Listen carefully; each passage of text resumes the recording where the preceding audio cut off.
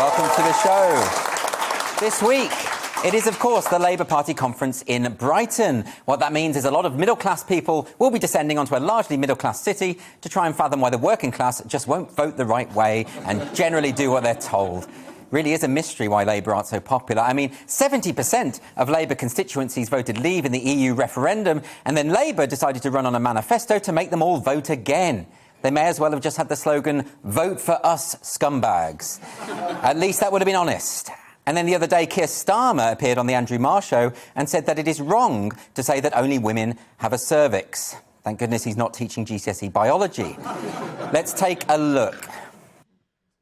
Is it transphobic to say only women have a cervix?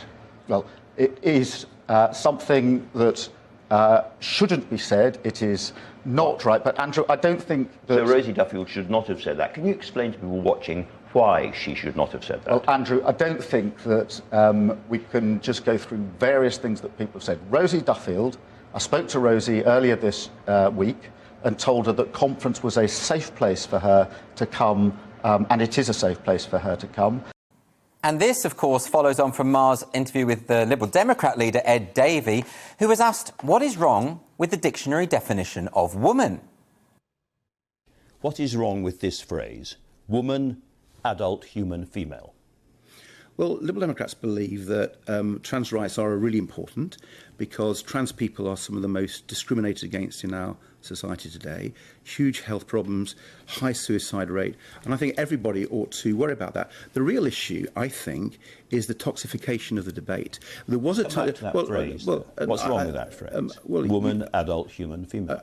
I've made it clear what our position is on trans rights. No one can criticise me for that. What I'm concerned about is on this issue, we have been working cross-party in the past. I've worked with Conservative MPs who agree with me, Labour MPs who agree with me. What's changed is Boris Johnson coming to number 10. Boris Johnson has toxified this debate. He set up a culture war unit in number 10. We've jumped from a phrase to Boris Johnson. I do want to come back to this phrase. What is wrong with the phrase? Can you explain to people watching what is wrong with the phrase woman, adult, human, female? What's wrong with that? Well, I mean, the phrase actually doesn't really encapsulate the debate, to be honest. That's what's the problem with it. The issue that we have been really clear is that a trans woman is a woman, a trans man is a man. And that is the issue that we're fighting on. We believe trans rights are human rights. Oh, he's panicking, isn't he? So, both Starmer and Davey are baffled by these pretty basic questions. Is this really all it takes in 2021 to flummox the leader of a major political party and the Lib Dems? I mean, you know, this is hardly Jeremy Paxman territory, is it? Like, apparently all you have to do is ask politicians to confirm well-established dictionary definitions or basic biological facts, and you've really got them on the ropes. I look forward to Andrew Marr quizzing Boris Johnson on the function of the pancreas, or maybe the definition of the word conservative, which, to be fair, he doesn't seem to understand either. The thing that all of these people in power can't seem to grasp is that gender identity ideology is not shared by all trans people. It's only a minority of a minority who care about this stuff. Most trans people don't deny biology. If they did, they wouldn't be trans. It's rather reminiscent of how the American media and Democrat leaders keep insisting on using the word Latinx, or Latinx, however you describe that, to describe Hispanic Americans. And yet a Gallup poll has revealed that only 5% of Latino people actually use the term. So you've got this odd situation where Latin Americans are wondering why all these white people keep referring to them as Latinx when the term just hasn't caught on among the people it describes. And this isn't surprising, really. The identity-obsessed religion of intersectionality is only observed by a minority of predominantly middle-class people.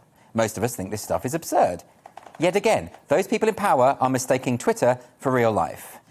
And just on purely strategic terms, if Labour ever want to get elected again, they need to ditch identity politics and focus on class and economic inequality. That's why they're called Labour.